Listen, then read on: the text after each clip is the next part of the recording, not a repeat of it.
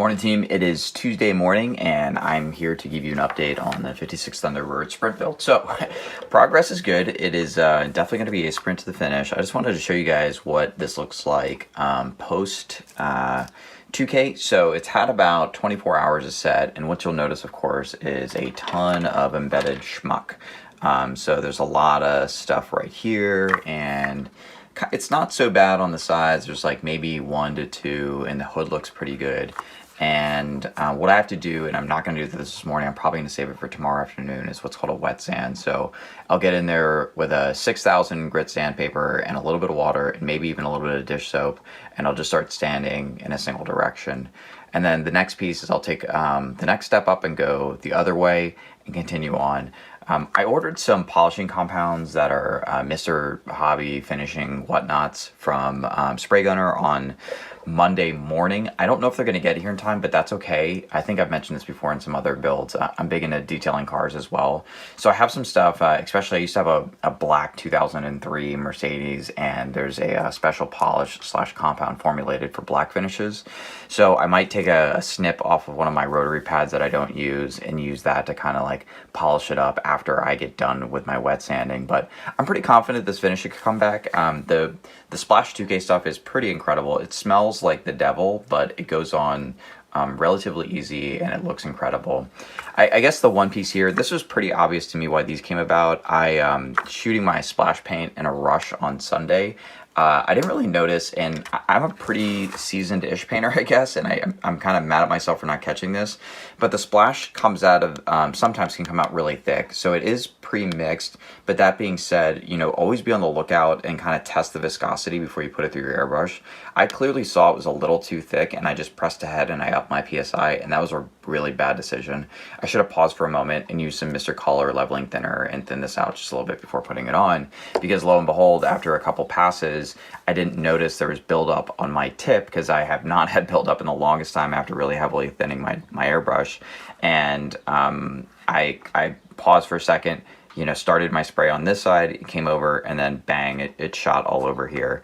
So that was one piece. The other kind of pickle in terms of, or stuff that I probably could have done better in retrospect, dropped a sanding stick, was you can kind of see like right here. So doing some research while I was walking the dog last night, it turns out there's another wet sanding process you can do before you put the clear coat over. So I was especially careful with putting down my primer. I sanded that. I ran my thumb along it and really kind of tried to feel for any imperfections.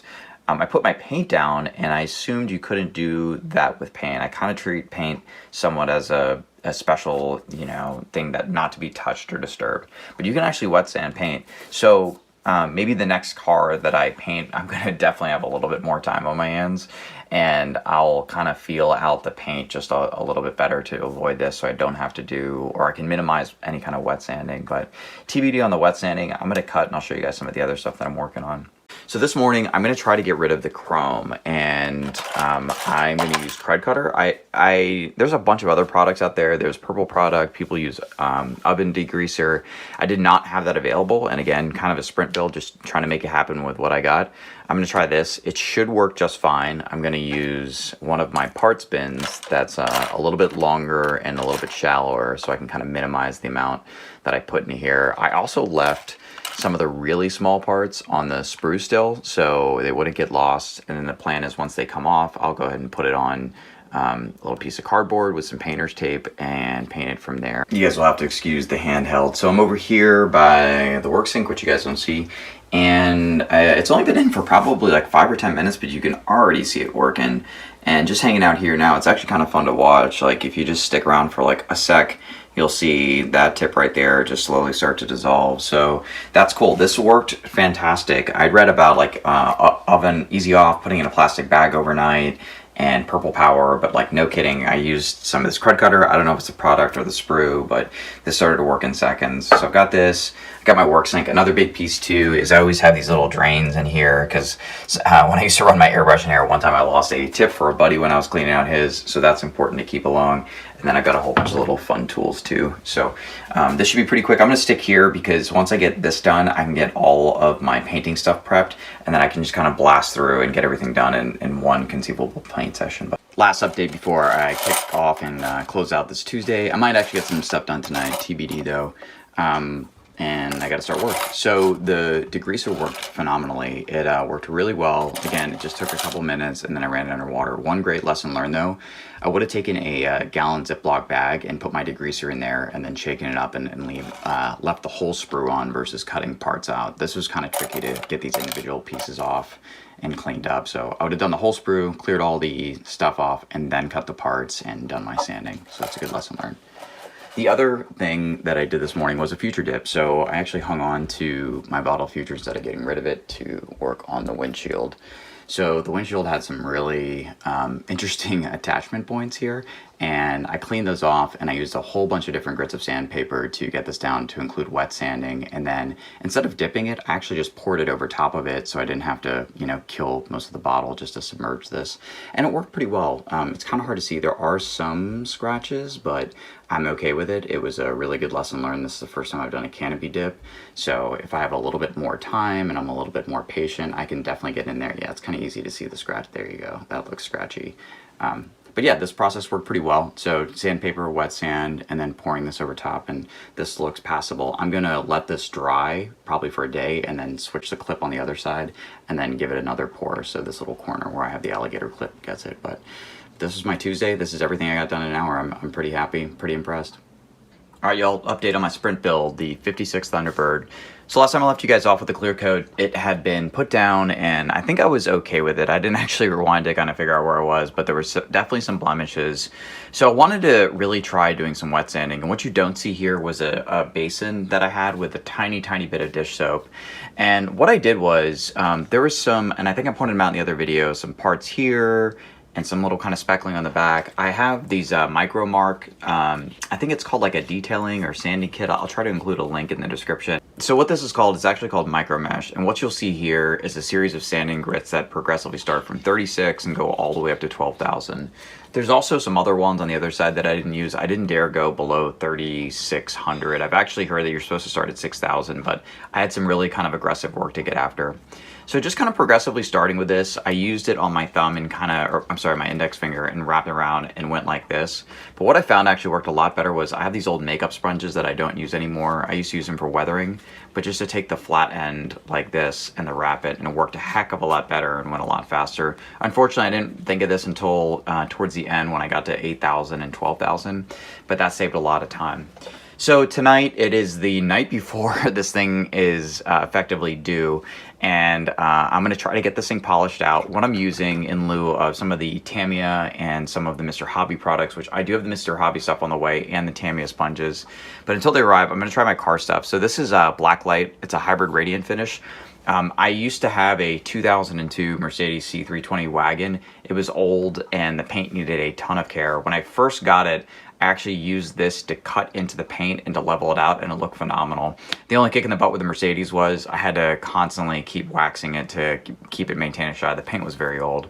So this is specially formulated for black cars. It's got a little bit of a cutting compound and a little bit of a wax compound. I'm going to throw this on with a t-shirt, and then I've got a little bit of a buffing cloth, and I'll come back and I'll let you guys know how everything turned out. Actually, before I drop it in the buffing, let me show you guys what this looked like. So you can see this is after probably 4 or 5 different passes. This looks like a little bit of orange peel. This is my first time really diving into this, so I don't know what to expect. I'm guessing I should have gone for a uniform haze, but I'm also really cautious about cutting through the clear coat. Namely, like you can see where there's some raised details. I'm kind of worried that it went through. You can also still see there's still some of those raised parts. I'm attributing that to, I think I mentioned before, how my airbrush spat out and then I decided to clear coat over top of that, where in fact you can actually wet sand paint, and that's something to kind of look out for in the future. You can see here too, there was this little goober. I don't know where that came from. It might have been dust or dirt. This side looks pretty solid. There was some dust in here and it's definitely gone now. So I'll cut and we will see if we can get this thing looking razor sharp. All right, just a quick update because I need to do some painting before I go to bed. This looks like shit. So it's, yeah, this shows up on camera. It's hard to say, right? Because before there were some bumps, but now you can clearly see the scratching. You can also kind of clearly see these little dots. And This can be for a number of reasons. So number one, this is kind of a polishing and cutting compound. So maybe I need to get in there with a Scratch X and or some type of a compound. I do have some compounds. I'm also admittedly kind of pressed for time since this is due. And then kind of same thing here too. You can see there's still a lot of haze in the finish. I'm guessing there's not a lot of cutting. So kind of as I'm talking out loud, I'm probably going to go and I do have a dedicated compound polish. I'm going to try that and just play with that to see if it works on the hood. And if it does, great. There's really nothing lost at this point. I mean, my dad's going to be super happy with it at the end of the day, right? No matter how flawless a finish is. And I'm learning something, and I'm also trying to sprint to get this done. So no harm, no foul. But I need to be judicious about my time. So I'm going to try the probably the V34 cutting compound and see how that goes. And I might come back to you guys tonight, or I might come back to you tomorrow. All right, a quick update on the sprint build. So last night was was a thing. So I worked till probably 11:30 last night after finishing up some painting, and I decided to start experimenting with all these polishing compounds you see in the background. And the long story short is, you had probably seen when I cut this with sandpaper, and it looked okay. I'm not 100% sure where I went wrong. I might have started at too low of a grit at 3200, but I did watch some kind of car videos here and there, and it looks like people do use 3200, so maybe it's my technique, maybe it's just learning. But needless to say, this looks okay. So let me just kind of give you a little flash. You can see there's still some haze in the finish. It's not a really super deep dark finish. And I'll briefly talk you through what I did last night to kind of bring things back to what I would consider an acceptable level. So you see in front of me, this is all of my chemical guy stuff, and these are polishing compounds. And you'll notice one says V32, one says V38. So there's 4 different cuts you can do. So 32 is very coarse, and 38 is very fine. And then Blacklight here, like I mentioned before, has a tiny bit of cut in it, maybe like a little bit of a 38, and it also contains a polish. So it's marketed as like a one-step dealie. So what I did last night was I put it on a little palette, and I actually just took my finger and I dabbed it all over the car. And the really big X factor was doing it by hand is awful. So I took my Tacklife tool, and I have these different types of chemical guys polishing pads. These are a bit older. They've been through the ringer. I've had them forever. So I decided to cut into them, and I'm going to throw them away after this. And I made a little pad to be able to get after it. So this was my cutting pad. So I used this for all of my compounds, and this was my polishing pad. And this inherently is a little bit more coarse than this. And these were huge. So this was a game changer. I tried to do this by hand, and I probably spent 15-20 minutes, and I did like a 32, a 38, and a Blacklight, and it looked like garbage. But when I did it with the Tacklife tool, it worked a lot better. And just to technique-wise, I just set it on the lowest setting. And much like when you're doing a car in real life, shockingly, you just kind of want to let the pad dance across it. You don't want to push too hard. And the nice part about doing this at the lowest setting is it'll set you straight. So if you try to push into it, it'll just go ahead and stop. So just keeping really light pressure and smooth movement. And then you want to just hang until the polish disappears. And it looks okay. I'll kind of talk more to this. I know this video is dragging on, and and so is the series. I hope you guys are enjoying the struggle. One way I probably would have gone after this is, well, number one, I kind of pointed out right here where there's these like little spots that came from my airbrush and not checking it when it clogged. But I would probably just put another clear coat on.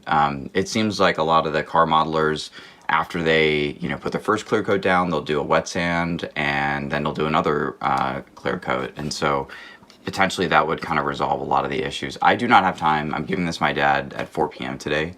So I'm going to try to balance this and getting my work done and taking photos of this. So needless to say, this is definitely a crunch week, but it's a good personal challenge. And so far, I'm pretty glad I'm getting after it. All right, y'all, that's it for part 2 of the Thunderbird sprint build. So the big takeaway there, I know I hit you with a lot of information, is thin your paints.